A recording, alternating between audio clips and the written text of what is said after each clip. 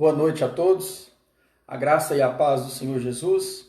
Nós estamos mais uma vez começando, pela misericórdia de Deus, o nosso culto online pelo Facebook e logo após, com certeza, nós teremos uma transmissão que vai ficar registrada e guardada no canal da nossa igreja.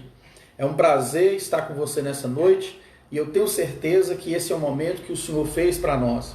Nós estamos aqui para poder nos alimentar da palavra do Senhor. Nós não estamos, como eu tenho falado em todas as transmissões, fisicamente juntos e presentes, mas nós estamos ligados numa só fé, num só propósito, através do Espírito Santo de Deus. E o importante é que você, a sua família, possa estar conosco nesses momentos aqui. Possam estar presentes para podermos juntos ouvir a palavra de Deus e saber o que a palavra de Deus tem para falar conosco.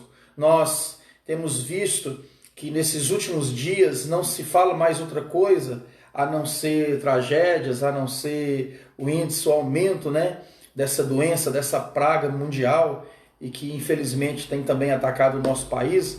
E nós não sabemos ouvir tantas notícias, tantas informações, tanto fake news, tantas polêmicas, e para piorar a situação, nós temos visto muitas das vezes uma briga de governo, de poder.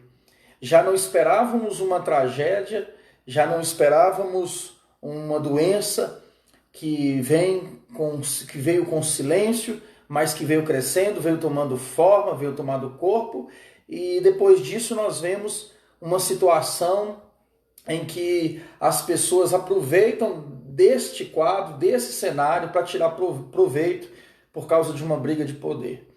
Hoje nós fomos convocados nacionalmente a termos um momento de clamor pelo nosso país. Algumas pessoas disseram, mas o presidente que está pedindo esse jejum, eu gostaria de dizer para você que não é a palavra de um presidente, mesmo porque nós temos que ter respeito às nossas autoridades constituídas por Deus, mas porque é um princípio cristão. É uma arma que Deus nos coloca disponibilizado em nossas mãos para nós nos consagrarmos, para nós buscarmos o Senhor. Então, eu acredito que muitos cristãos nominais neste mundo, nesse século, e principalmente aqui no Brasil, com certeza, a maioria, creio eu, tiraram um tempo hoje para poder consagrar, para poder orar, para poder interceder, porque é essa causa que nós vamos ter vitória. Nós não sabemos quando tempo isso vai passar. As informações que nós temos é que a China já está cessando esse vírus, parece que já está bem na curva do rio lá, e na Itália também, apesar de muita mortalidade, mas nós vemos que o quadro tem melhorado por alguns lados e infelizmente piorado por outros, como os Estados Unidos, e hoje aqui no Brasil que nós já estamos com um caso de 486 pessoas mortas e mais de 11 mil pessoas infectadas. Esse quadro nos assusta, essas coisas nos apavoram, isso mexe com as nossas estruturas emocionais, principalmente espirituais e também nas áreas econômicas. Há muitos empresários preocupados, não dormem à noite, se vão dispensar, se vão mandar alguns dos seus funcionários embora porque não tem uma renda e infelizmente começa a ter um caos e as pessoas começam a tomar partido para o lado pessoal e começam ao ponto de desesperar. Mas eu tenho nessa noite uma palavra que veio do meu coração e eu ministrei na semana passada. Essa semana nós ministramos um pouco sobre o profeta Joel e eu queria continuar falando sobre ele, mas numa perspectiva de fé diferente. Eu gostaria de enquadrar a mensagem do Evangelho através do profeta Joel, que está lá no capítulo 2, se você tiver com a sua Bíblia do seu lado, com a sua família, que certamente você vai estar, pode pegar aí a palavra de Deus. Se você que está me ouvindo, que muitas pessoas, graças a Deus e pelo amor do Senhor, tido misericórdia, tem nos ouvido também, você pode pegar aí o profeta Joel ou então meditar comigo. Nós iremos ler alguns textos do profeta Joel, uma palavra muito consoladora, mas muito desafiante. Desafiante porque ela vai te inquietar, ela vai mexer com você. Na verdade, o Evangelho não é para nós ouvirmos e deitar e dormir com a cabeça aliviada e dizer, tá bom, mas o Evangelho ele nos mexe, ele nos fala, ele mexe no nosso interior. E eu queria que você pudesse ler comigo aquilo que o texto da palavra do Senhor tem para todos nós. Eu estou vendo que os irmãos estão chegando aí. A paz do Senhor a todos vocês, os irmãos aqui da Bethesda. Está ali a Esté, a Janice, o Renato, Karina, a Laura, a Gabriela, Luiz passou ali, o Evandro, o Wesley, graças a Deus, Janaína. Deus abençoe a cada um de vocês. Nós estamos chegando no momento da palavra de Deus e eu creio que certamente a bênção de Deus vai estar sobre a vida de cada um de vocês. Amém? Profeta Joel, capítulo 2, versículo de número 1. O texto da palavra do Senhor vai nos dizer assim, profeta Joel, para você que está chegando agora, capítulo 2, versículo de número 1. Tocai a trombeta em Sião, dá voz de rebate ao santo monte. Perturbem-se todos os moradores da terra, porque o dia do Senhor vem. Porque o dia do Senhor vem, já está próximo. Perturbem-se todos os moradores da terra, porque o dia do Senhor vem. O dia do Senhor está próximo. Joel, capítulo 2, versículo 1. E nós podemos ver também Joel, capítulo 2, a partir do versículo de número 20.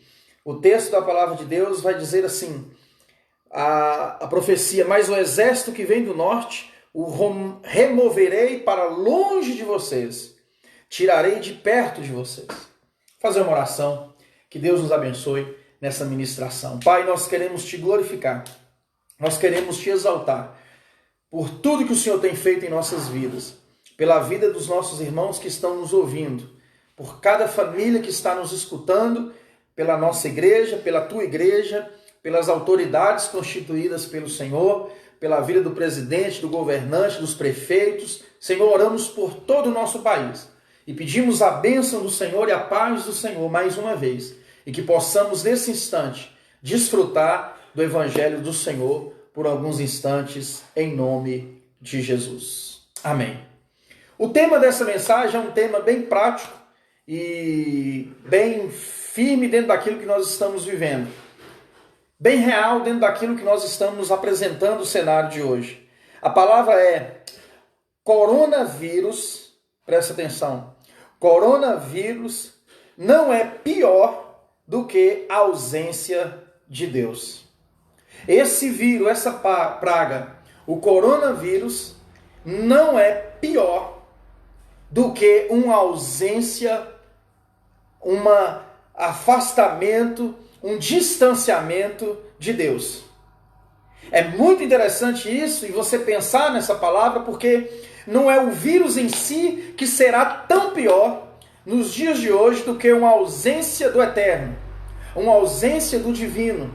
Quando nós temos Deus, não é que nós vamos estar imune ao coronavírus, ou vamos estar imune às enfermidades, ou vamos estar distante das aflições, mesmo porque o próprio Jesus falou que quando nós estivéssemos no mundo, nós teríamos aflições. Mas é porque a ausência de Deus é pior do que qualquer tipo de doença ou de qualquer coisa que nós podemos passar na terra.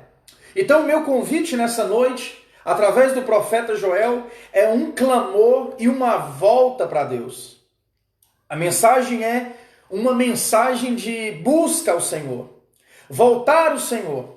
Aliás, o profeta Joel, um dos 12 profetas menores na Bíblia, certamente ele estava pregando num contexto em que Judá estava sendo disciplinado pelo Senhor. No capítulo 1 de Joel, nós vemos que algumas pragas descem, alguns gafanhotos começam a tirar as lavouras, começam a prejudicar a economia, prejudicar a família, prejudicar a sociedade, prejudicar o comércio, as coisas começam indo mal, e o profeta fala que Deus permitiu isso tudo por causa de uma grande disciplina do Senhor.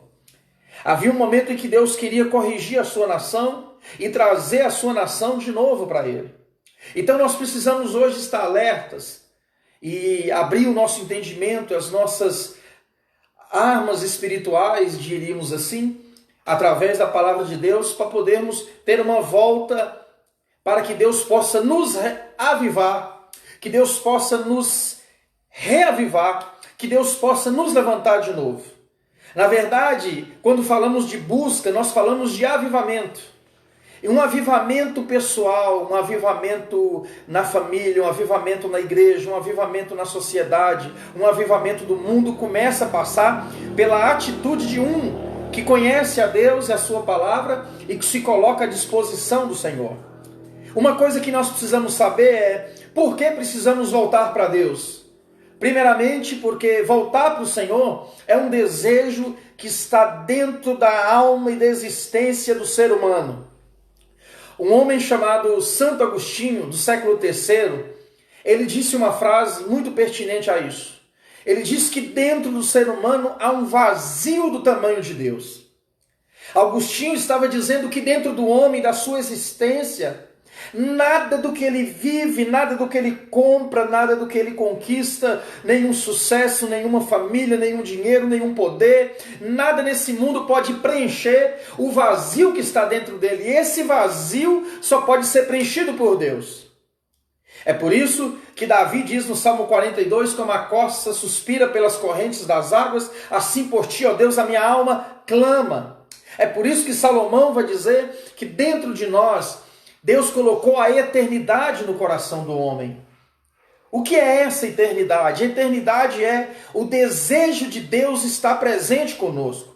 O desejo de nos fazer decididos a buscar algo sobrenatural, algo maior, o que manda mais desse mundo racional, mecânico, estrutural e amarmos algo muito mais transcendente. Então a humanidade deseja algo transcendente. O pastor John Stott, escrevendo um dos maiores livros dele, ele fala sobre isso. Ouça o Espírito, ouça o mundo. Ou seja, ouve o que o mundo está gritando, está gemendo e ouça o que o Espírito de Deus quer falar para o mundo.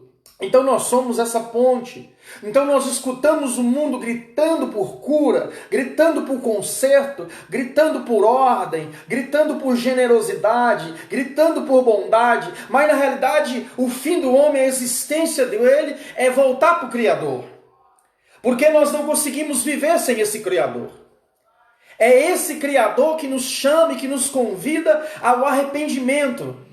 É esse Criador que nos chama a uma intimidade, a uma proximidade, a um relacionamento. Deus, na sua essência, não está em pacotes de uma placa denominacional ou nos livros chamados bíblicos, ou no livro sagrado, mas Deus é uma pessoa, é um Espírito, e Ele quer se relacionar conosco. E para Ele se relacionar dentro de nós, nós precisamos voltar a buscar a Ele, porque nós carecemos de algo maior do que comer, beber, vestir, trabalhar, conquistar. Dentro de nós há um desejo. Segundo, carecemos uma volta, uma busca para Deus, porque o ser humano não suporta mais tanta angústia.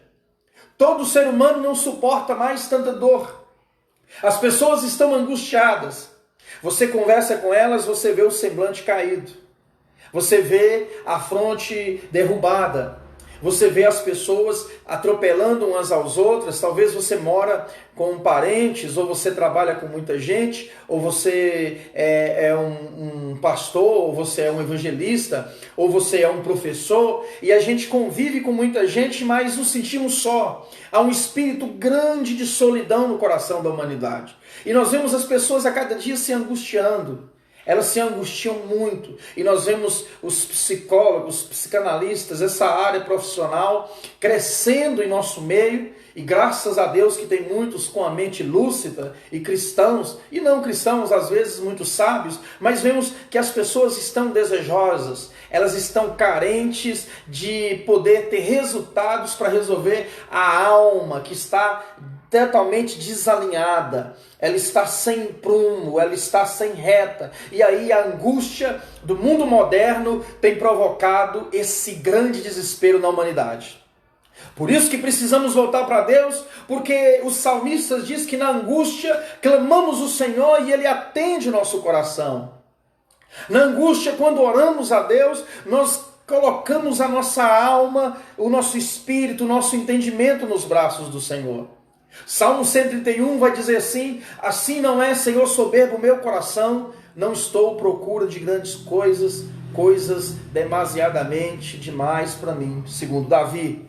Mas, no entanto, como uma criança que coloca ali, a mãe coloca a criança nos seus seios e ela se aquieta no colo da sua mãe com a segurança, com o leite materno, com a proteção, com a vitamina e ao mesmo tempo com o calor do corpo, com a segurança, aquela criança ela se aquieta. Assim nós precisamos hoje pela fé. E Hebreus nos convida a viver pela fé. E o que é viver pela fé? Viver pela fé não é entendimento da mente, não é uma ação da carne. Viver pela fé é aquilo que um certo homem chamado Søren Kierkegaard disse, que é um salto, é um absurdo. A fé é você se lançar no nada e saber que alguém vai te abraçar. A fé é você dormir e saber que amanhã o teu pão vai chegar, tuas contas vão poder ser resolvidas, você vai sentir uma segurança eterna nos braços do seu Salvador.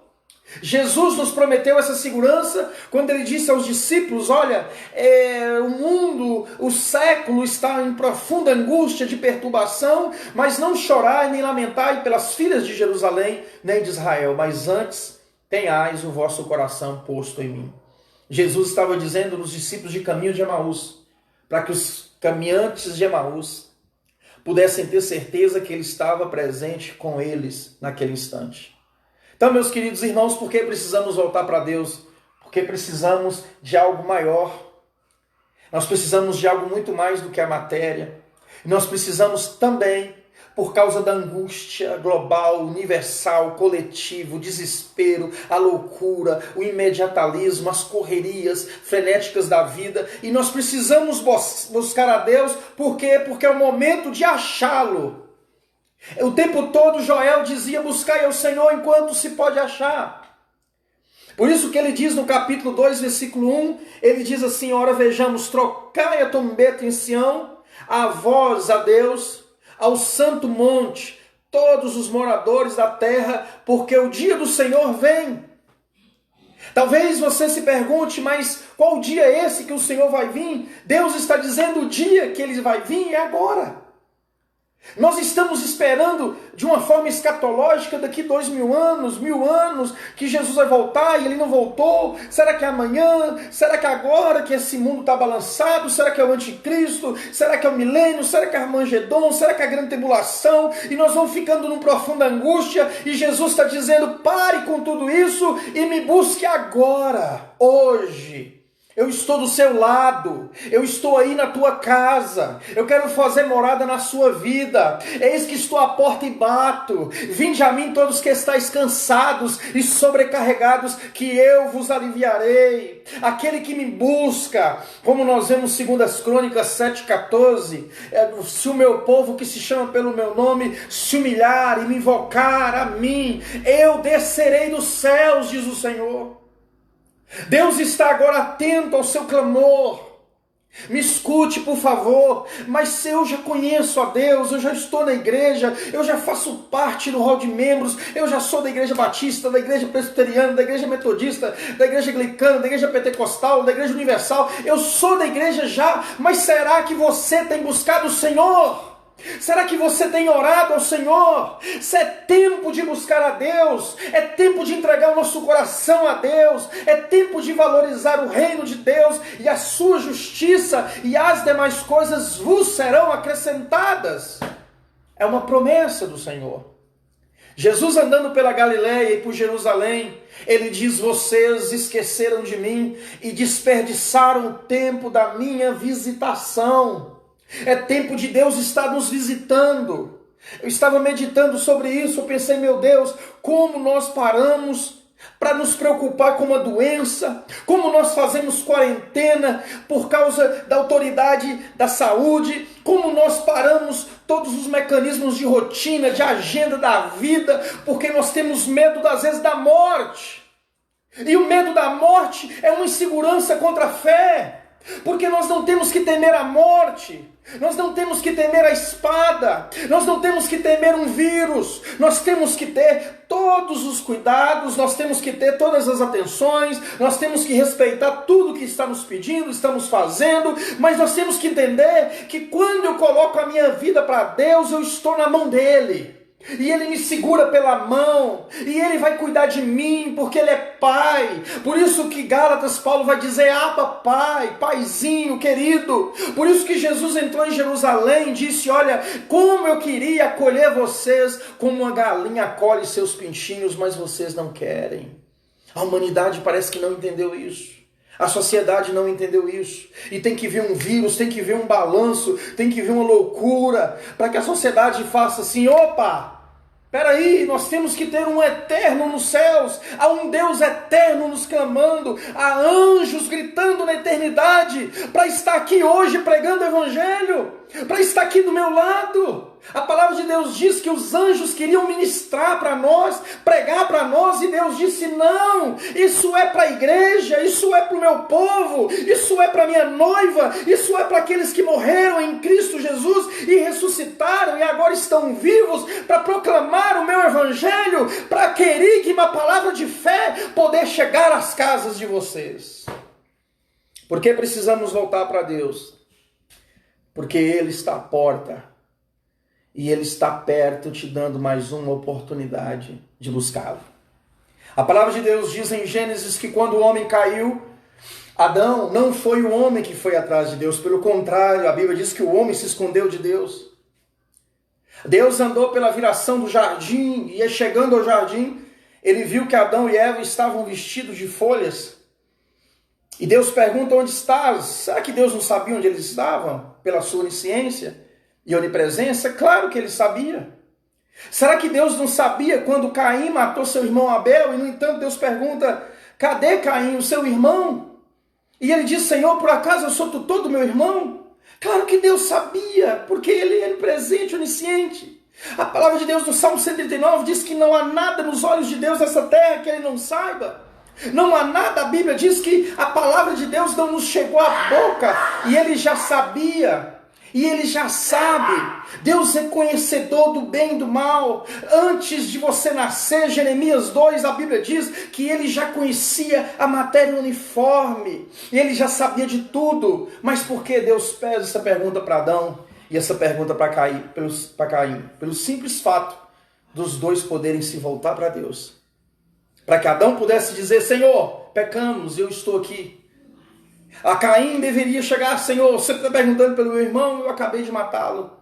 Então, meus irmãos, voltar para Deus, porque é Deus que tomou a iniciativa de se voltar para você. E nessa noite, Jesus está dizendo, Ele veio para libertar os cativos, Ele veio para pegar os enfermos, Ele veio para pegar o perdido. Jesus veio para você, não foi você que achou Jesus. Não podemos deixar esse orgulho humano, essa exacerbação da nossa própria vaidade humana. Ah, eu que aceitei Jesus, eu que decidi a fé, eu que quis igreja. Não, a Bíblia diz que eu vos escolhi, eu vos chamei, foi Deus que amou você, foi Deus que correu atrás de você como um homem, um Deus maravilhoso atrás do seu filho, para que pudesse achá-lo em todos os tempos.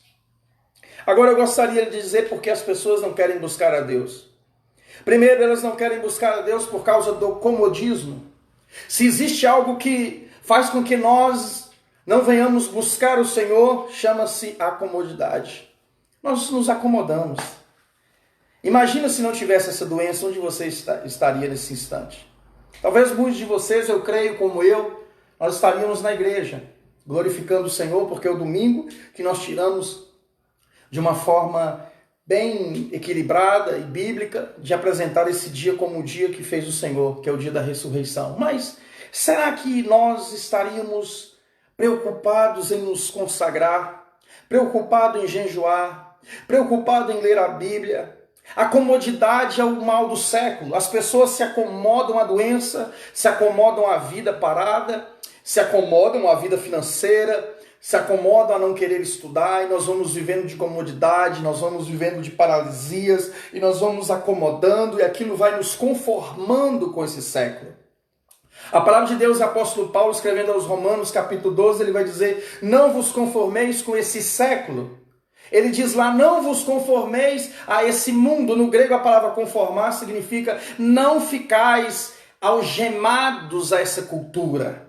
Não deixa que o mundo, a cultura, seja maior do que o evangelho dentro de vocês. Mas eu chamei para ser diferente. Eu chamei vocês para ser sal. Eu chamei vocês para serem luz. O que faz com que as pessoas não busquem a Deus nos dias de hoje chama-se a comodidade. Segundo, o que dificulta a busca em relação a Deus é a questão do espírito pessoal de uma palavra chamada sucesso. Nós queremos o nosso sucesso. Há pessoas que poderiam ser grandes intercessores nas igrejas. Há pessoas que poderiam ser grandes louvoristas nas igrejas.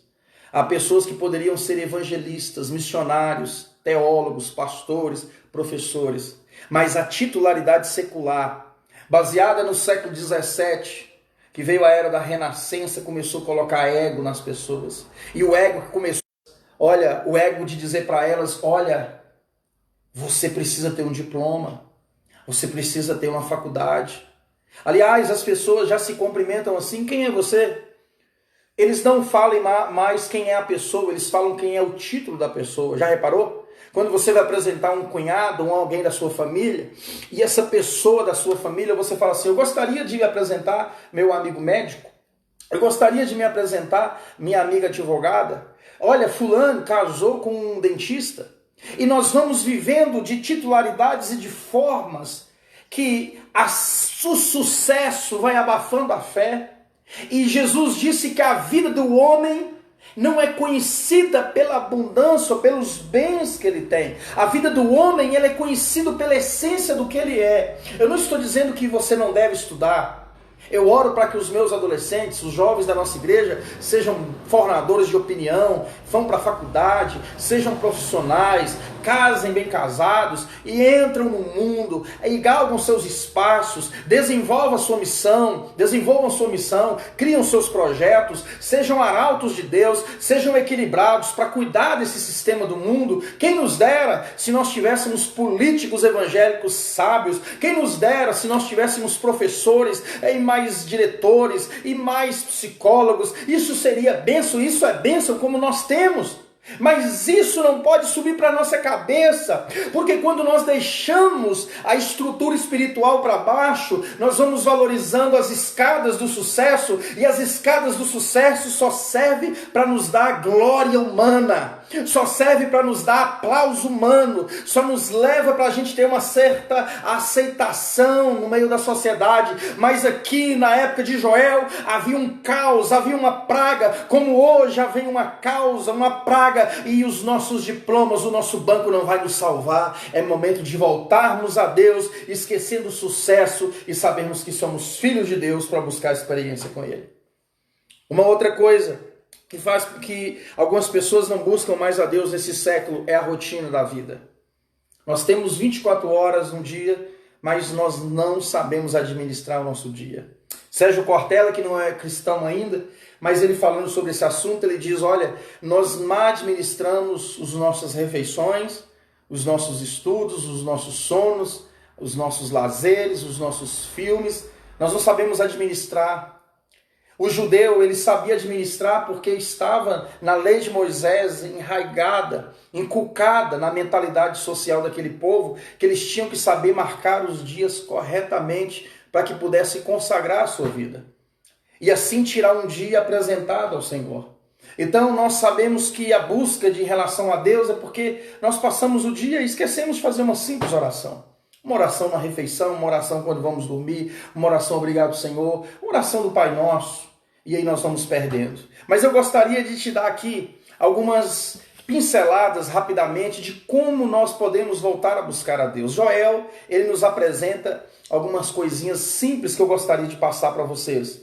A primeira delas está no versículo 12 do capítulo 2 de Joel. Se você está com a palavra de Deus, por favor, acompanhe comigo.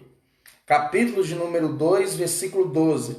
A palavra do Senhor vai dizer assim: ainda assim, agora mesmo, diz o Senhor, convertei-vos a mim de todo o vosso coração, isso com jejuns, com choro, de pano e de pranto diante do Senhor. Primeiramente, nós temos que aprender que essa volta a Deus tem que ser uma volta relacional. É uma volta que há um espírito de relacionamento. Ele está dizendo aí, olha, ainda agora diz o Senhor, converta-me, ou seja, volta-se para mim. Vamos ter um relacionamento pessoal novamente. Para você nessa noite, voltar a ter um relacionamento com Deus. E a ausência desse relacionamento é pior do que o coronavírus. A ausência de ter Deus dentro da minha casa é pior do que os inimigos. Porque os inimigos com Deus eu venço. O coronavírus com Deus eu venço. A saúde com Deus eu venço. Você que está agora no hospital, com Deus você consegue vencer, você consegue sonhar, você consegue ter fé. Mas a ausência de Deus vai nos trazer mais tragédias. Algumas pessoas profissionais estão dizendo, olha, nós precisamos de uma religião. Cada ser humano precisa de uma religião. E eles disseram, olha, quem tem religião, um médico, nos Estados Unidos, estudaram em Harvard, ele fala assim, olha, para aquelas pessoas que passam por um leito de enfermidade, nas últimas, eu percebi que a maioria que tinha religião, elas conseguiam vencer e morrer mais serenas, morrer mais em paz. Esse homem está falando de religião, mas nós estamos falando de fé. Nós estamos falando de Deus. Então quem se relaciona com Deus consegue vencer, porque Deus é uma pessoa, um ser que quer se relacionar com você através de Jesus. Para voltarmos a Deus, vamos ter um relacionamento com Ele. A palavra do Senhor diz que Jesus chegou ao templo e Ele viu que algumas pessoas estavam vendendo ali. Elas estavam mercanteando a fé. Vendia pombinho, vendia rolinha, vendia isso, vendia. E Jesus pega o chicote, bate em todo mundo, sai, espanta aquela cambada de covil de salteadores. E ali ele estava naquele instante. Mas o texto de Mateus 24 diz que todos que foram a Jesus foram curados.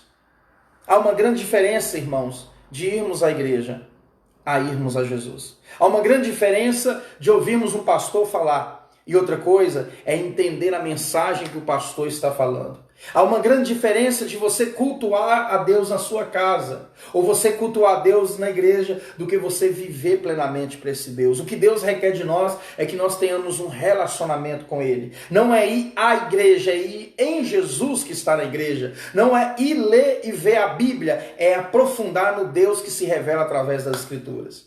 Essa volta também, segundo Joel capítulo 2, versículo 12, deve ser uma volta diligente. Ele diz lá, uma volta com choro, uma volta com clamor e com zelo, com jejum. Essa é a grande questão. Para voltar a Deus, nós temos que sacrificar nossa carne, sacrificar nosso entendimento, colocar nossa vida. Comer é muito bom, se alimentar de uma refeição é muito bom. Mas se alimentar do pão vivo que desceu do céu é bem melhor. Então o jejum é se abdicar de algo da terra para se alimentar de algo do céu. Jejum é mortificar nossa carne. Qual foi a última vez que você jejuou?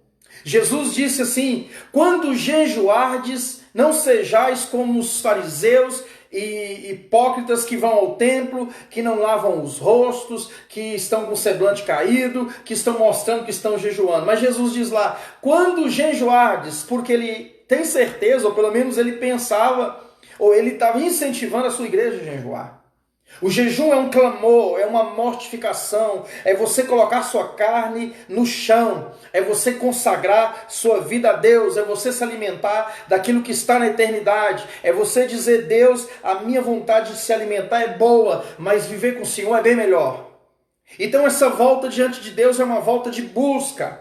A Inglaterra, no século XVIII, quando estava debaixo de um grande desafio dos franceses, há historicamente um grande avivamento ali, que o rei da Inglaterra coloca todos para consagrar em oração, todos orarem, todos buscarem a Deus. Um grande rei coloca toda a sua nação no século XVIII, quando ela se viu ameaçada pelos franceses, e toda aquela nação orou, toda aquela nação consagrou, toda aquela nação intercedeu, e Deus deu vitória para eles.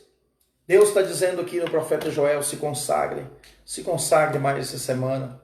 Ore pela sua família, ore pela sua casa, ore pelo seu país, ore pelos seus pastores, ore pelas igrejas, ore pelas autoridades, para que Deus possa nos fortalecer. Como nós devemos nos voltar para Deus? Nós devemos nos voltar para Deus através do quebrantamento. O choro das nossas faces estão secas. Nós vemos aqui ele dizendo: clamai ao Senhor, buscai ao Senhor de todo o vosso coração, isso com jejuns, com choro. E no versículo de número 12 ao 15 diz assim: tocai a trombeta em Sião, prolongai um santo jejum, proclamai uma assembleia solene. Deus deseja que nós nos quebrantemos diante dele. A minha oração é que essa doença cesse. E nós estamos orando, não só eu, mas vocês também. Mas se tudo isso passar, e nós cristãos não sermos mais quebrantados, nós não chegarmos nos cultos mais dando um glória a Deus, nós não lermos mais a Bíblia melhor do que antes quando nós não líamos, nós não valorizarmos mais as pregações, nós não valorizarmos mais nossas famílias, nós não sermos mais generosos com os mais fracos, com os mais subordinados, com os mais que estão precisando. Se todo esse percalço em nossa volta não nos mover para quebrantamento, essa doença, essa praga foi em vão. Do que adianta Deus estipar essa praga do meio do mundo? E não só ela, mas os problemas da nossa vida e resolvê-los, se a nossa alma ainda continua longe, sem quebrantamento, sem choro. E a Bíblia diz que Deus não resiste a um coração quebrantado. Olha, o rei Davi, que foi um homem muito poderoso, não houve um rei como ele, diz no Salmo 51, um dos seus salmos de confissão, tanto no 32 como no 51. Ele diz assim: Senhor, os meus sacrifícios para ti são poucos. O Senhor não quer meu sacrifício. Eu simplesmente ir lá dar uma oferta não vai resolver, porque eu tenho muito dinheiro, eu tenho muito gado, eu tenho muito ouro. Se eu der essas coisas para o Senhor, isso não vai resolver. Mas se eu der para o Senhor algo, eu tenho certeza que o Senhor vai aceitar. E Davi não estava falando dos seus bens, Davi estava falando do seu coração. E ele diz assim: Senhor, eu sei que um coração quebrantado o Senhor não rejeita.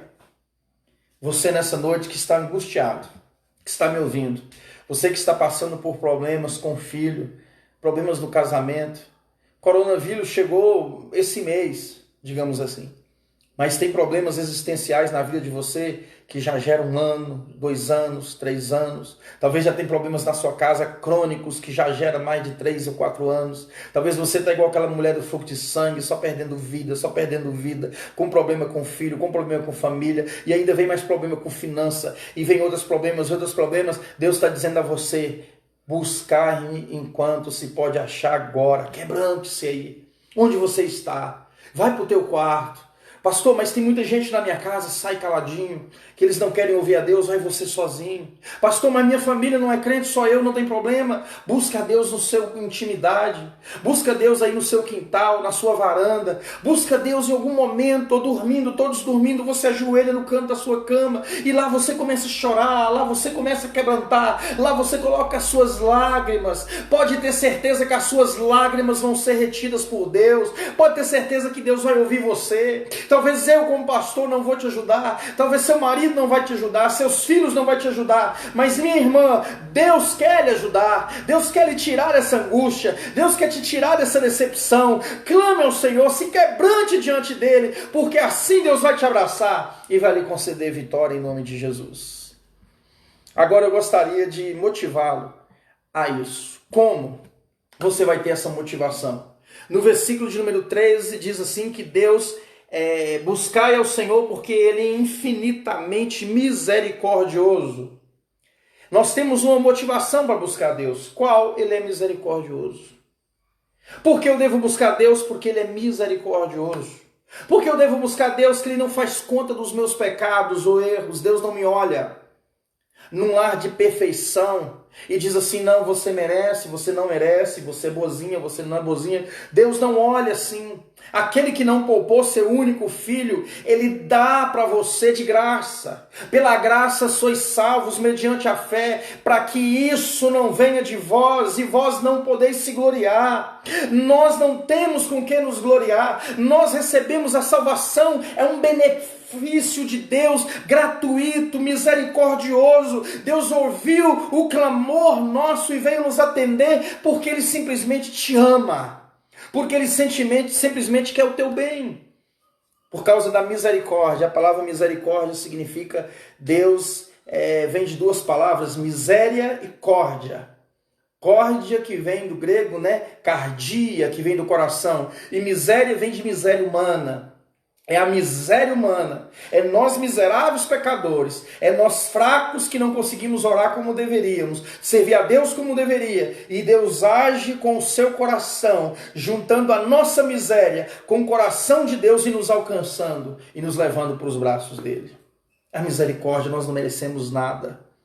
Então para com essa mentalidade, eu não mereço, por isso que eu estou passando por luta. Se eu fosse uma pessoa melhor, para. Deus age por misericórdia. Lamentações 3:23 vai dizer lá, as misericórdias do Senhor são a causa de não sermos consumidos, porque as suas misericórdias não têm fim, mas elas se renovam todas as manhãs. Todas as manhãs a misericórdia do Senhor está dizendo, levanta para trabalhar, levanta para estudar, levanta para vencer, porque a misericórdia do Senhor é o que nos abraça. Se não fosse essa misericórdia, nós já estaríamos fulminados nessa terra.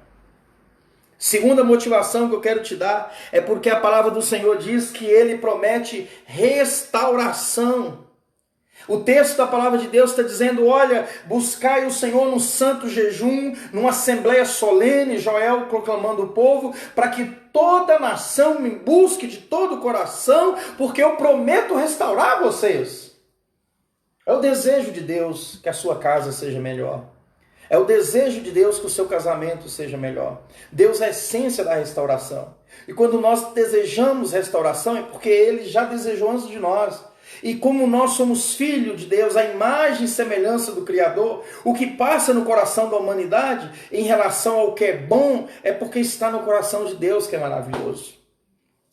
Quais são as motivações que eu tenho? Ele é misericordioso? Quais são as motivações que eu tenho? A palavra do Senhor diz que Ele promete restauração. E quais são as motivações que eu tenho que buscar o Senhor? É porque no versículo 15, 17 diz que Ele não faz distinção de ninguém. É criança, é velho, é ancião, é preto, é rico, é branco, é moreno, todas as classes sociais, não tem distinção para Deus. Dentro nós somos do Senhor e Deus ele tem um compromisso com a palavra dele para nos salvar. Por isso busque o Senhor. Por isso tenha no seu coração a certeza e a convicção que Deus quer salvar você. Ele não faz distinção. Não pense, eu nasci miserável, eu sou um pobre, parece que o mundo não gosta de mim, eu nasci foi só para chorar. Não, Deus não faz distinção. Deus não faz distinção, nós somos dele e para ele e por ele são todas as coisas. Mas eu gostaria, meu irmão e minha irmã, de concluir com vocês nessa noite. Quais são as bênçãos que nós recebemos quando nos voltamos para Deus? Eu falei o que dificulta essa busca, eu estou falando o que motiva essa busca, e para resumir, o que faz com que nós somos beneficiados com essa busca em relação ao Senhor. Qual benefício eu tenho? Primeira delas, se você puder acompanhar na palavra de Deus, está aí no versículo 18 ao 27 do capítulo 2, eu vou ler para você. Capítulo 2, versículo 18. Diz lá assim a palavra do Senhor. Então o Senhor se mostrou zeloso na sua terra e compadeceu do seu povo. E respondendo disse, eis que vos envio cereal, vinho, óleo, e sereis fartos. Vos entregareis, mas não ao opróprio das nações. Mas o exército que vem do norte, eu removerei para longe de vós. Olha que bênção. A primeira bênção que Deus está nos prometendo é que Ele promete nos restaurar por completo. Escute só. Ele está dizendo, eu vou dar o óleo para vocês, eu vou dar o mantimento para vocês, essa vida miserável. Eu não prego uma teologia da prosperidade, mas também não prego uma teologia da miséria. Então o que eu quero te dizer, conforme a Bíblia, é que nós temos que ter em mente que Deus quer nos dar uma vida melhor do que nós já estamos. Talvez você que está vivendo uma vida de miséria, uma vida de pedinte, uma vida de sofrência, uma vida de dor. Deus está dizendo, se você se voltar para Deus, se você buscar o Senhor enquanto se pode achar, Ele vai prometer melhorar os teus caminhos, melhorar a tua sorte, melhorar a tua vida, te dar uma vida mais em abundância, te dar amigos, te dar paz, te dar alegria, te dar pessoas para estar do seu lado. Jesus disse em João 10,10, o ladrão vem somente para roubar, matar e destruir, mas eu vim para te dar vida e a vida em abundância. Você quer ter a vida de abundante de Deus? A gente vê as pessoas não vivendo esse benefício na terra. Creem em Deus, mas vivem numa desgraça. Querem buscar Deus, só os benefícios da bênção, mas não querem viver para o Senhor. E Deus está dizendo, não é assim, deixa eu mudar mais sua sorte, deixa eu equilibrar mais sua mentalidade. Deixa eu lhe colocar mais numa sociedade com um pensamento melhor, com a mente mais lúcida e com a minha graça te abraçando o tempo todo. Há uma outra bênção aí que eu li no versículo 20, que diz lá que Deus vai remover do norte os inimigos que estavam oprimindo Judá. Deus está dizendo, olha, se você me buscar, eu vou dar livramentos a você. Eu vou dar livramentos à sua casa. Não é que nós somos melhores do que os outros. Não é que crente não pode adoecer. Não é que crente não acontece acidente com ele. Não é que crente... Não! A Bíblia está dizendo que quando nós oramos, Ele dá livramentos. Quando nós buscamos o Senhor, talvez o mal que ia para você não vai mais. Porque você está debaixo da bênção do Salmo 91.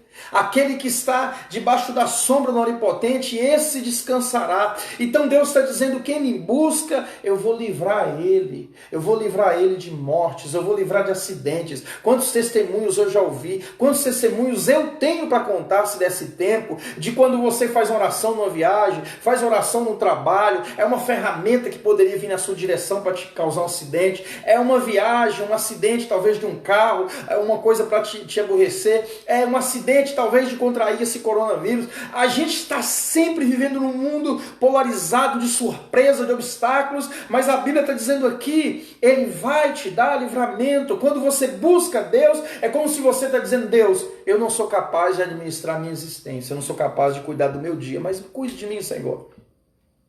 A palavra do Senhor diz lá que quando o texto sagrado das Escrituras, que os pastores andavam pelos vales da sombra da morte, em lugar escorregadio, e ele fala, ainda que eu ande pelo vale da sombra da morte, o Senhor estarás comigo, dando livramento. Deus quer livrar você de pessoas ruins, livra você de pessoas injustas. Ore essa semana, Deus me dá livramento de homens maus. Os próprios salmistas diziam assim, Senhor, me livra dos meus inimigos. Você não sabe quem é seu inimigo, você não sabe quem está por trás pensando maldade contra você, você não sabe quem quer tomar seu lugar, você não sabe quem entra dentro da sua casa, que você partilha suas coisas, confidencia a sua vida, e essa pessoa sai falando mal de você. Então é momento de você orar, Deus me dá livramento de homem mau, me dá livramento de pessoas ruins. Peça a Deus que Ele vai lhe dar. Por último, a bênção suprema que nós recebemos quando está perto do Senhor, no versículo de número 28 ao 32, é que o Espírito do Senhor diz assim, e acontecerá depois que derramarei do meu Espírito sobre toda a carne, sobre os filhos e vossas filhas profetizarão, vossos velhos sonharão e vossos jovens tereis visões. Quando eu me volto a Deus, quando nós nos voltamos para Deus, nós temos a bênção que a Bíblia está dizendo de restaurar o nosso caminho. Uma bênção de livramento, mas uma bênção da presença do Espírito eterno de Deus. A presença de Deus na nossa vida. Quando nós temos Deus e a presença dele, nós nos sentimos mais fortes. Não é que nós nos sentimos melhores do que os outros, nós nos sentimos mais fortes. Nós nos sentimos mais capazes. Quando você vai trabalhar amanhã, na segunda-feira, você faz uma oração, vai ao seu quarto e diga, Deus, abençoe meu caminho hoje no meu trabalho. Como diz o Salmo, abençoe Deus a minha saída e a minha entrada, desde agora e para sempre. Isso você se sente mais forte. Quando você se sente um leãozinho, um gatinho, mirrado, com medo da doença, com medo da economia, com medo dos seus sonhos, com medo dos seus projetos, com medo dos seus desafios, Deus está dizendo para você, venha me buscar. Quando eu me derramar sobre você, eu vou te dar força de um leão, eu vou te capacitar a enfrentar essa vida, eu vou te colocar como o meu arauto, eu vou lhe encorajar, e se Deus quiser, Ele vai te abençoar. A Bíblia diz que a porta que o Senhor abre, homem nenhum pode fechar. Se Deus tem uma porta para você, se Deus tem um projeto para você, se Deus tem um caminho para nós, pode ter certeza que a palavra do Senhor é clara em nos dizer que Ele vai nos dar vitória. Por isso, que essa noite Deus te abençoe. Abençoe sua família, abençoe sua casa, abençoe seu lar. Nós precisamos voltar para Deus. O nosso maior inimigo não é a doença.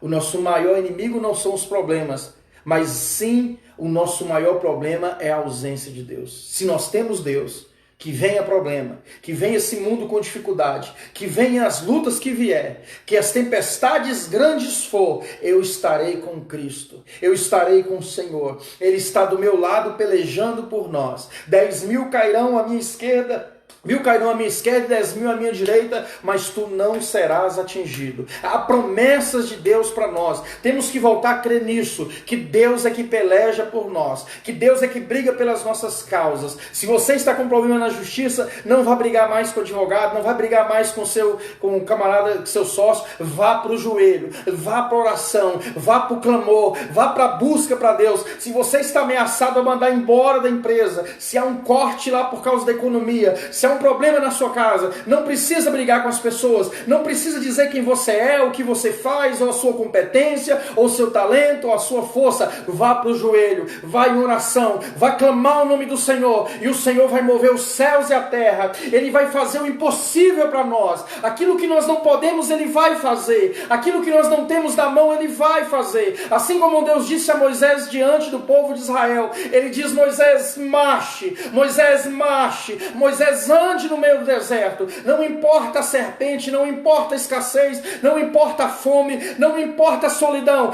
eu estarei com você naquele deserto, eu acompanharei a seu caminho, eu darei o mantimento, eu colocarei o orvalho, eu darei água, eu darei tudo para vocês, porque quando Deus está na nossa causa, as promessas são fiéis, a promessa é bênção. Deus vai cuidar, minha irmã, você agora da sua família, Deus vai cuidar do seu filho, você que está com problema com o filho, Deus vai cuidar do teu marido que está com problema com ele, Deus vai cuidar do teu dinheiro, Deus vai cuidar dos teus bens, porque a promessa de Deus é de derramar a bênção do Espírito Santo. Que Deus te abençoe grandemente, que a graça do Senhor possa estar sobre a sua vida, que a misericórdia do Senhor possa estar sobre a sua casa. Que Deus te abençoe, que o Espírito Santo do Senhor console você. Eu queria que você fechasse os seus olhos onde você estiver.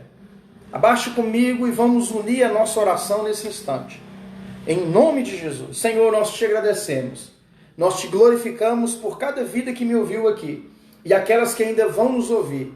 Através, Senhor, dessa rede, dessa ferramenta, desse canal que o Senhor colocou em nossas mãos, à nossa disposição. Senhor, eu oro por cada mãe, cada pai. Eu oro por cada trabalhador. Eu oro por cada família, eu oro por alguém que está desempregado, alguém que está precisando de dinheiro. Senhor, eu oro para que a bênção do Senhor esteja, meu, possa estar abençoando grandemente a vida delas. Ó Deus, tome a vida dos teus filhos nesse instante e que o Espírito Santo do Senhor esteja presente em sua vida, agora e sempre. Amém. Deus te abençoe. Deus cuide do seu lar. Nós estamos pedindo para você compartilhar essa mensagem aí no seu Facebook ou com alguém que você conhece. Tem também o nosso canal, vai ser colocado daí a pouco. Nosso irmão Ezequiel vai colocar aí do YouTube o canal da igreja com essa mensagem já gravada. Você pode estar passando para outras pessoas também. E continua orando por nós, continua orando pelas nossas igrejas, que essa praga possa passar rápido e que nós possamos aproveitar esse tempo para voltar para o Senhor. Deus te abençoe grandemente em Cristo Jesus, o nosso Senhor. Que Deus proteja-nos, que Deus nos guarde agora e sempre. E que a graça do nosso Senhor e Salvador Jesus Cristo e as ricas bênçãos do Pai e do Espírito Santo possa estar sobre a sua casa hoje e sempre. Amém. Se você gostou e curtiu, por favor, coloque aí e Deus te abençoe grandemente em nome de Jesus. Amém. Muito obrigado. Paz do Senhor.